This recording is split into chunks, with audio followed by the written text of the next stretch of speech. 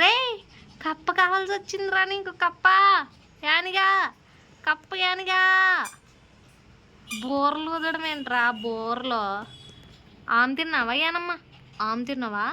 తినేసావా? లేదా కప్పని తింటున్నావా నువ్వు?